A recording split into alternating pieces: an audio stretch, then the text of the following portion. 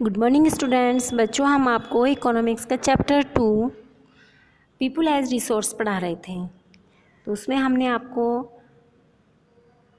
Education, health के बारे में बता चुके हैं, लिटरेसी रेट के बारे में बता चुके हैं। अब हम आपको जो बताने वाले हैं अगला हमारा टॉपिक है अनएम्प्लॉयमेंट, यानी कि बेरोज़गारी के बारे में हम आपको क्लियर करेंगे। थोड़ा सा ध्यान देंगे सभी बच्चे। Unemployment is a condition when people willing to work do not get employment on the prevailing rate of wage. Workforce population consist of those between 15 and 59 years of age. बच्चों, हम आपको बताते हैं कि बेरोजगारी क्या होती है। बेरोजगारी उस स्थिति को कहते हैं बच्चों, जब प्रचलित मजदूरी की दर पर काम करने के लिए इच्छुक लोग रोजगार नहीं पा सकते। हम आपको थोड़ा सा समझाते हैं बच्चों। जैसे कि मजदूरी का रेट चल रहा है 300 रुपये। 300 रुपये रेट पर काम करने के लिए बहुत सारे लोग इच्छुक हैं, लेकिन उन्हें वह रोज़गार नहीं मिलता है। 300 रेट पर नहीं मिलता है उन्हें। मिल गया 100-150 पर, यानी कि कम से जितनी मजदूरी उनकी चल रही होती है उस पर उन्हें नहीं मिलता है काम, तो वे कहलाई जाती है बेरोजगारी। और बेरोजगारी बच्चों, बेरोजगारी कई प्रकार की होती है। कौन कौन बेरोजगारी में हम आपको अंतर बताते हैं कौन कौन सी बेरोजगारियां होती हैं। देखिए, एक तो होती है सीजनल अनएम्प्लॉयमेंट और डिस्गेस्ड एम्प्लॉयमेंट। अब हमको बताते हैं सीजनल्स मीन्स आप इसके नाम से ही समझ रहे होंगे, यानी कि मौसमी बेरोजगारी होती है। हम आपको बताते हैं कि मौसमी बेरोजगारी किस प्रकार की होती है। देखो बच्चों, आप जानते हैं कि हमारा भारत देश एक कृषि प्रधान देश है, और ये जो मौसमी बेरोजगारी है ये ज़्यादातर ग्रामीण क्षेत्रों में ही पाई जाती है। क्या होता है, देखो बच्चों, कि जिस समय तक खेतों में फसल कटती है उस समय तो सभी लोगों को रोज़गार मिल जाता है। यानी कि आप समझिए, एक वर्ष में 12 महीने होते हैं, जिनमें केवल उन्हें 9 महीने तो काम मिल गया और उसके बाद वो 3 महीने खाली पड़े रहते हैं। तो ये कौन सी बेरोजगारी कहलाई जाती है? मौसमी बेरोजगारी। हम आपको बताते हैं डिस्क्रीट एम्प्लॉयमेंट, यानी कि जो ये छिपी हुई प्रच्छन्न बेरोजगारी इसको बोलते हैं, छिपी हुई बेरोजगारी। इसमें क्या होता है कि काम करते हुए सभी लोग दिखाई देते हैं, ऐसा नहीं है, सभी लोग काम करते दिखाई देते हैं, लेकिन काम की जो काम में आवश्यकता तो केवल 5 लोगों की है, लेकिन उसमें कितने लोग लगे हुए हैं? 10 लोग लगे हुए हैं। तो जो 5 लोग लगे हुए हैं वो छिपी हुई बेरोजगारी के सूचक होते हैं। आपने देखा होगा कि खेत वगैरह में काम करते हैं तो सारे परिवार के लोग लगे रहते हैं, उस काम को 2 लोग भी कर सकते हैं, लेकिन नहीं, वो पूरे परिवार के सदस्य करते रहते हैं क्योंकि सभी लोग खाली हैं। तो जो लोग एक्स्ट्रा में लगे हुए होते हैं वो डिस्केस्ड अनएम्प्लॉयमेंट होते हैं। ये सब जो दोनों बेरोजगारियां हैं वो ग्रामीण क्षेत्रों में मिलती हैं। हम आपको बताते हैं बच्चों कि एजुकेटेड एम्प्लॉयमेंट यानी कि शिक्षित जो बेरोजगारी है, ये जो कहाँ पाई जाती है? ये शहरों में अधिक मात्रा। हाँ, तो बच्चों, हम आपको शिक्षित बेरोजगारी के बारे में बता रहे थे कि शिक्षित बेरोजगारी, ये सब जो आपकी मौसमी बेरोजगारी है, प्रच्छन्न बेरोजगारी, तो ये पाई जाती है ग्राम में, और जो शिक्षित बेरोजगारी है ये आपकी शहरों में पाई जाती है। देखिए, थोड़ा ध्यान देंगे सभी बच्चे। Educated unemployment is in normal occurrence in urban areas.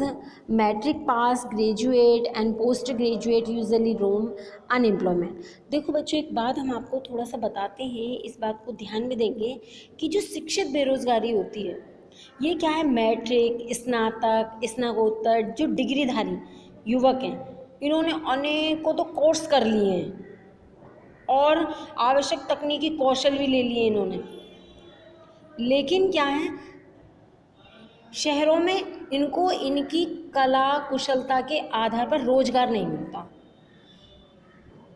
एक व्यक्ति है, उसने बीकॉम कर रखा है और उसने कंप्यूटर कोर्स भी कर रखा और बहुत सारे कोर्स वगैरह कर रखे हैं, बहुत एजुकेटेड होशियार है, परंतु वह जितनी अच्छी सैलरी चाहता है अपने अकॉर्डिंग उसे उतने पैसे नहीं मिलते हैं। फिर वह रोजगार है तो वह अपनी जो कला कुशलता से नौकरी तो करता है, लेकिन उसे सैलरी कम मिलती है। जितनी उसके अंदर फैसिलिटी है, क्वालिटी है उसके अंदर, इतना पैसा उसे नहीं मिल रहा है, इतनी सैलरी उसे नहीं मिल रही है, तो ये एक शिक्षित बेरोज़गारी कहलाई जाएगी। हम आपको बच्चे बताते हैं, थोड़ा ध्यान देंगे। अगला टॉपिक है हमारा इफ़ेक्ट ऑफ अनएम्प्लॉयमेंट, यानी कि बेरोज़गारी के अन्य रूप भी होते हैं और इसका क्या प्रभाव पड़ता है। देखिए, इफ़ेक्ट ऑफ अनएम्प्लॉयमेंट, बेरोज़गारी जो होती है, सांख्यिक दृष्टि से बेरोज़गारी की दर निम्न है। बड़ी संख्या में निम्न आय और निम्न उत्पादकता लोगों की गिनती नियोजित लोगों में होती है। तो क्या है, देखिए, पूरा परिवार जो खेतों में काम करता रहता है, ठीक है, और लोग काम करने में लगे रहते हैं, फिर भी उन्हें उनकी लगे रहने के बाद भी उन्हें उचित आय नहीं मिलती है। तो इन सब से क्या प्रभाव पड़ता है, यानी कि जो मौसमी बेरोजगारी है, प्रच्छन्न बेरोजगारी है, शिक्षित बेरोजगारी है, इनका क्या प्रभाव पड़ता है। बेरोजगारी के कारण जनशक्ति और संसाधन की कमी होती है। देखिए, आप थोड़ा ध्यान देंगे सभी बच्चे। Unemployment case wastage of human resource, जनशक्ति संसाधन की बर्बादी होती है। ह्यूमन रिसोर्स यानी मानवीय संसाधनों का ह्रास होता है बेरोजगारी के कारण आर्थिक बोझ में वृद्धि होती है। कार्यरत जनसंख्या बेरोजगारी की निर्भरता बढ़ती है। एक बात हम आपको बच्चों अच्छी से बताते हैं, for the above reason unemployment has an adverse effect on the integrated development of economy of the country. Increase in unemployment is an indicator of a depressed economy. It wastes the resource which would have been usefully employed. If these people were not used as a resource, they would naturally become a liability to the economy. एक बात हम आपको बताते हैं बच्चों, अर्थव्यवस्था के विकास पर बेरोजगारी का नकारात्मक प्रभाव पड़ता है। बेरोजगारी में वृद्धि होती है तो मंदीग्रस्त अर्थव्यवस्था में बढ़ावा मिलता है। उपयोगी ढंग से नियोजित किया जाता है। यदि लोगों को संसाधन के रूप में प्रयोग नहीं किया जा सके तो स्वाभाविक रूप से अर्थव्यवस्था के लिए वे दायित्व बन जाते हैं। हम अगला जो आपको टॉपिक समझाने जा रहे हैं बच्चों, हमारा टॉपिक है story of a village where people become an asset for economy. बच्चों, क्या है कि एक गांव की कहानी है जहाँ लोग अर्थव्यवस्था के लिए परिसंपत्ति बन गए। बच्चों, ऐसा नहीं है कि आप शिक्षित हैं, आप होशियार हैं, आपके अंदर इंटेलिजेंसी है तो आप उसका उपयोग दूसरी जगह भी तो कर सकते हैं। देखिए, इसमें एक स्टोरी बताई गई है। स्टोरी के माध्यम से ये बताया गया है कि व्यक्ति अपनी कार्यकुशलता के माध्यम से आय के स्रोत बढ़ा सकता है, आय के संसाधनों में वृद्धि कर सकता है कि किन संसाधनों के द्वारा आय में वृद्धि हो सकती है, क्योंकि आय में वृद्धि होगी तभी तो वह राष्ट्रीय आय में वृद्धि करेगा, तभी वह हम देश को एक समृद्धशाली विकसित देश बना सकता है। देखिए, इसमें दिया हुआ है कि एक गांव है जिसमें अनेक परिवार रहते हैं। उसमें क्या है कि कुछ परिवार के सदस्य कपड़े बनते हैं, अपने बच्चों को पढ़ाते हैं, परिवार की आवश्यकताएं पूरी कर लेते हैं। एक परिवार में क्या होता है, एक परिवार होता है, कृषि कार्य किया जाता है उस परिवार में, तो वो अपने बेटे को आगे पढ़ने के लिए भेज देते हैं कृषि महाविद्यालय में। तो लड़का काफ़ी समझदार होता है, होशियार होता है पढ़ने में, तो वह एक इस तरह गांव जो वो लड़का होता है वह इतना सृजनात्मक होता है, इतना होशियार होता है कि उसने उन्नत किस्म के हल्का नमूना तैयार कर दिया जिससे गेहूं की आबादी में वृद्धि हो गई। इस तरह गांव में एग्रो इंजीनियरिंग का एक नया काम सृजित हो गया, उसे बेच दिया गया, उससे अच्छा लाभ हुआ। तो फिर उन सब को इसी प्रकार और भी बनाए गए। तो उसके पैसे से क्या हुआ कि गाँव में एक विद्यालय खोला गया। पंचायत ने निर्णय लिया कि एक विद्यालय खोल लेते हैं और उसमें एक अच्छा टीचर भी रखा गया, बच्चों का भविष्य सुधरा। ऐसे ही दूसरी स्टोरी भी है इसमें कि एक लड़की है, उसे सिलाई आती है, वह सिलाई करती है, सिलाई करने के साथ साथ वो एक कोचिंग सेंटर भी खोल लेती है, सिलाई सेंटर। उसमें 8-10 लड़कियों को प्रशिक्षित करती है वो, उससे उन्हें आय प्राप्त होती है। तो इसके माध्यम से क्या है, जैसे शिक्षक है, दर्जी है, एग्रो इंजीनियर, अन्य तरह के लोग परिपूर्ण हो गए। तो ये गांव की कहानी है बच्चों, हम आपको बताते हैं।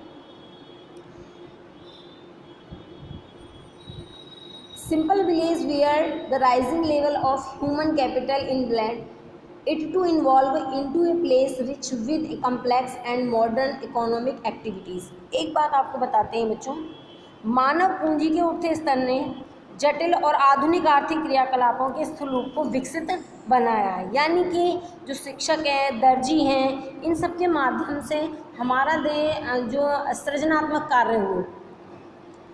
देखिए, एक शिक्षक है, बच्चों को पढ़ाएंगे, उनसे उन्हें आय प्राप्त होगी, बच्चे आगे पढ़ेंगे, आगे वे अपना भविष्य सुधारेंगे। यानी कि कहने का मतलब ये है बच्चों कि जितने ज़्यादा से ज़्यादा मानवीय संसाधनों को विकसित किया जाएगा उतने अधिक से अधिक बाहर राष्ट्रीय आय में वृद्धि होगी। और मानवीय संसाधनों को किस प्रकार विकसित किया जाएगा?